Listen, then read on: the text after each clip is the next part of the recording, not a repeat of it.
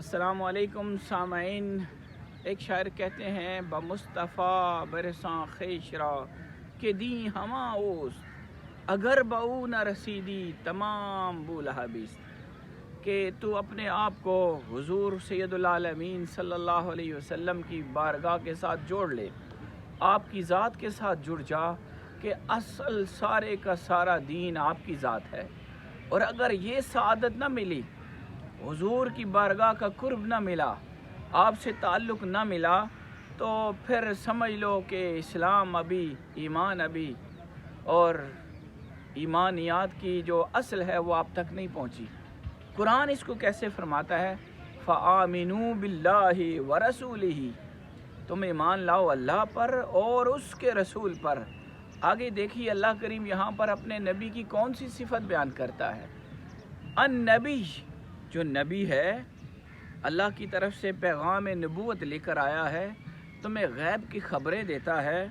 الامی، جو اس کائنات میں کسی سے پڑھا نہیں، کائنات میں کوئی اس کا استاد نہیں، بلکہ بارگاہ خداوندی سے سارا علم لے کر، سارا نور لے کر تمہارے پاس آیا ہے۔ ایک اور مقام پر یہی بات اللہ پاک ارشاد فرماتا ہے، یہاں پر امی فرمایا کہ بظاہر اس کا معنی ہے پڑھا لکھا نہیں۔ مفسرین کہتے ہیں پڑھا لکھا نہیں کا معنی یہ ہے کہ انہوں نے اس کائنات کے جو ذرائع اور اسباب علم ہیں ان سے علم حاصل نہیں کیا، بلکہ بارگاہ خداوندی سے علم خاص لے کر آئے۔ قرآن کیسے فرماتا ہے؟ وَعَلَّمَكَ مَا لَمْ تَكُنْ تَعْلَمْ وَكَانَ فَضْلُ اللَّهِ عَلَيْكَ عَظِيمًا۔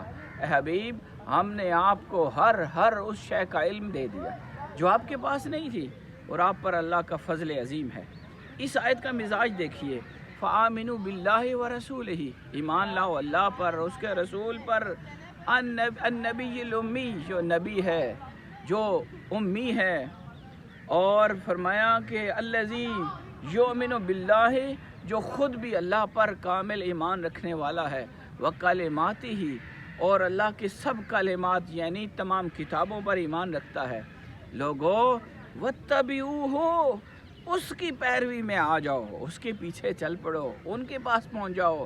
بمصطفیٰ برساں خیش را کہ دیں ہما اوست، قرآن یہ فرماتا ہے وَاتَّبِعُوهُ، ان کے پیروکار بن جاؤ، لَعَلَّكُمْ تَهْتَدُونَ، تاکہ تم ہدایت پا جاؤ۔ تو کیا مفہوم پتہ چلتا ہے؟ بات کیا پتہ چلتی ہے کہ ہمارے آقا کی بارگاہ تک اگر ادب اور محبت اور ایمان کامل کے ساتھ تعلق نہیں ہے تو نہ ہدایت ملتی ہے، نہ ایمان ملتا ہے، نہ قرآن کا فہم ملتا ہے، نہ اللہ کی بارگاہ میں قبولیت ہوتی ہے۔